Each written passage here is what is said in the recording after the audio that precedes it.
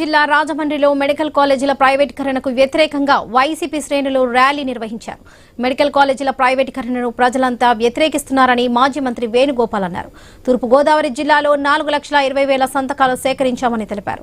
కూటమి ప్రభుత్వం నిద్రమత్తులో నిర్ణయాలు తీసుకుంటుందని ఆరోపించారు. ప్రజాభిప్రాయానికి వ్యతిరేకంగా మెడికల్ కాలేజీలను ప్రైవేట్ పరం చేయాలని చంద్రబాబు కుట్రలు చేస్తున్నారని ఆయన మండిపడ్డారు.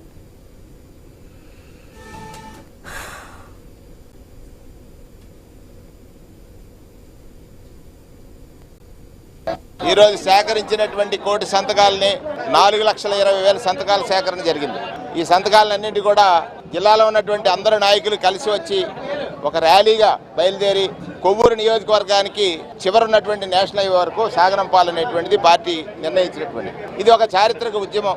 తూర్పుగోదావరి జిల్లాలో 7 నియోజకవర్గాలకు సంబంధించిన కోటి సంతకాల సేకరణే ఒక ఉదాహరణగా ఇవాళ నడుస్తున్నటువంటి ఈ ప్రభుత్వ కపట నిద్రని నేపడం కోసం కళ్ళు తెరిచి చూడమని, ప్రజాభిప్రాయం ఏ విధంగా ఉంది, మీరు మీ నిర్ణయాన్ని ఎలా ఎందుకు వెనక్కి తీసుకోవాలనే దాన్ని తెలియజేయాలనే ఉద్దేశంతో ఇవాళ ఈ కార్యక్రమం చేపట్టడం జరిగింది. రాష్ట్ర వ్యాప్తంగా జగనన్న ఇచ్చిన పిలుపు మేరకు 175 నియోజకవర్గాల్లో ఉన్న ప్రజలందరూ కూడా ఈ మెడికల్ కాలేజీల్లో ప్రైవేటీకరణ వ్యతిరేకిస్తూ పెద్ద ఎత్తున ఉద్యమము చేపట్టడం జరిగింది.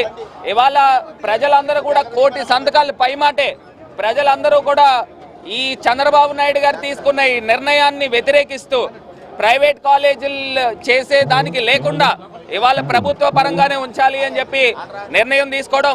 ఈ చంద్రబాబు నాయుడు గారు 40 సంవత్సరాల ఇండస్ట్రీలో ఒక్క మెడికల్ కాలేజ్ కూడా తీసుకురాని దౌర్భాగ్య పరిస్థితుల్లో ఈ చంద్రబాబు నాయుడు గారు ఉన్నారు.